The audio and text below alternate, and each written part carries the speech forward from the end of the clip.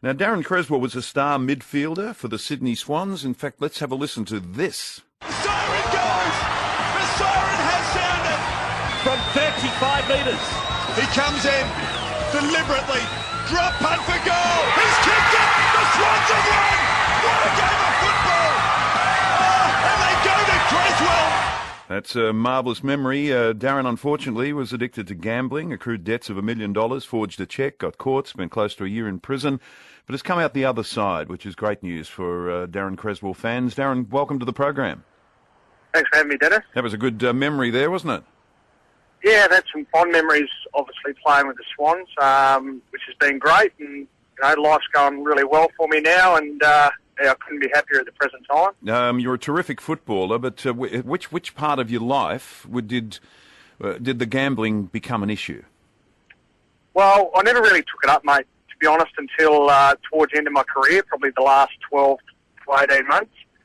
It became a real issue, obviously, when I finished playing, that adrenaline rush and a lot more time on your hands, and I didn't adjust to not playing and being involved in a structured system as an AFL football club, and hence fell into the wrong crowd and some bad habits and put myself in the situation I ended up in. You can you just try and explain to me, because I don't understand that excitement of gambling. So you actually, it was the thrill of the chase of trying to get the winning bet. Yeah, well, that's right. I mean, I think I was 31 years of age when I actually took it up, so I didn't really understand too much about horse racing than anything else involved in gambling. And obviously, when I threw myself into something, whether it was AFL training or game day, I did it 100%, and I missed that adrenaline rush. And obviously, when you're betting and on horses and you're involved in the moment, and it's about winning and that winning feeling, and it's hard to let go of, and it engulfed my life and livelihood, and basically, took over everything that I was doing. Destroyed your marriage? Yeah, definitely. Yeah, destroyed a lot of friendships, a lot of marriage. Obviously, my marriage, and it was touch and go there at one stage whether I'd actually come out the other end of it in terms of I was in a very bad way and a bad mindset. So, and a couple of attempts at suicide? Yeah, that's what I was just talking about then. Yeah, it was some dark moments and some bad thoughts run through your mind, and you get yourself into a situation where you probably know you're not going to get out. And it can be when you're obviously been in the limelight or involved at a high level of sport. It can be pretty tough to fight your way back out of it. Obviously, there's a lot of media and so forth, and so it was pretty tough moment. What was it that you can just explain to listeners who don't know what happened? Can you explain how you ended up in prison? Yeah, look, I got involved with what I thought was a good friend of mine, and who was actually a real estate agent on Sunshine Coast, who I'd bought 3 or 4 properties off. He was also a heavily gambler, and he went through a marriage breakup probably when I was at the top of my game in gambling, and I was putting bets on for him and letting a large sum of money, and I actually went through a bad trot, lost a lot of money and asked for it back, and unfortunately he didn't have the money to give me at the time, and having trusted him, he gave me the deeds, which I thought was his house, which was apparently another Peter Richard Smith on the Sunshine Coast, and basically, he got me to sign the documents, and rest is history. I spent 10 months in jail for forging his name. Being as well known as what you are, how was jail?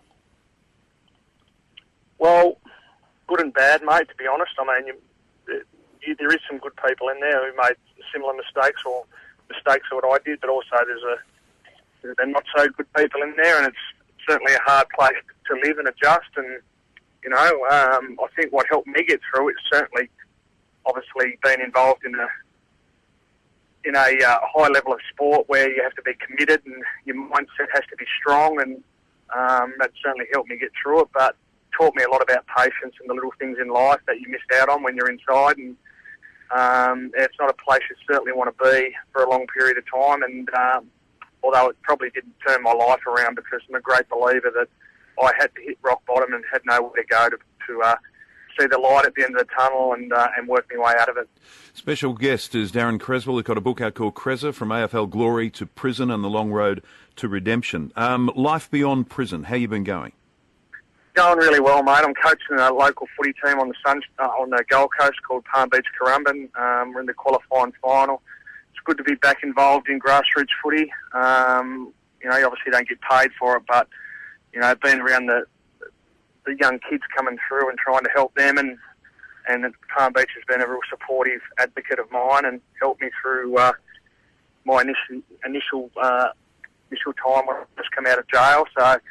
Life couldn't be better, and the kids are going well. I see them quite regularly, and I'm very happy where I am at the moment. You said in the book that your worst decision was leaving the Cats. Yeah, definitely. I mean, Mark Thompson taught me so much, and I had a real good rapport with Lingy and Jimmy Bartell and James Kelly and so forth, and it was more a family decision. My wife at the time didn't like Geelong after moving from Sydney, and so I ended up going to Brisbane, which was a real, which was probably the catalyst at the end in terms of where my gambling led to after that. That's when I had a lot of time on my hands and lost my way. You've been through the glory of being an AFL star to ending up in prison. What advice would you, and coming back from that, which is marvellous, but what advice would you give to people who perhaps are in a downward spiral? There is a way out, definitely. I mean, at times I thought there wasn't, but there is, and there is support and help out there. And it's easy to get sucked into that environment. You can never win, even though you might have wins here and there along the way. At the end of the day, if you're a heavy gambler, you're always going to lose. I mean, you look at the gambling companies, and they're making a lot of money off people like me. So I'm a great believer you can't win, and just bet responsibly, and if you get yourself in situations, you need to talk about it. I mean, I held my troubles in and didn't speak to a lot of people about it and wasn't very approachable, and got myself, into a situation where I wanted to end my life. So there is help out there, and you just need to be brave enough and strong enough to seek it. Well, Lingy is a part of 3RW Football. I'll be chatting with him on Friday, trying to find a few winning tips. I'll mention that we've had a chat today. Yeah, definitely. He's a good man, Cameron. I had a great relationship with him, and I'm glad he did had a fine career. Darren Creswell, thank you. The book is called Crezza, From AFL Glory to Prison and the Long Road to Redemption, and it's a terrific read.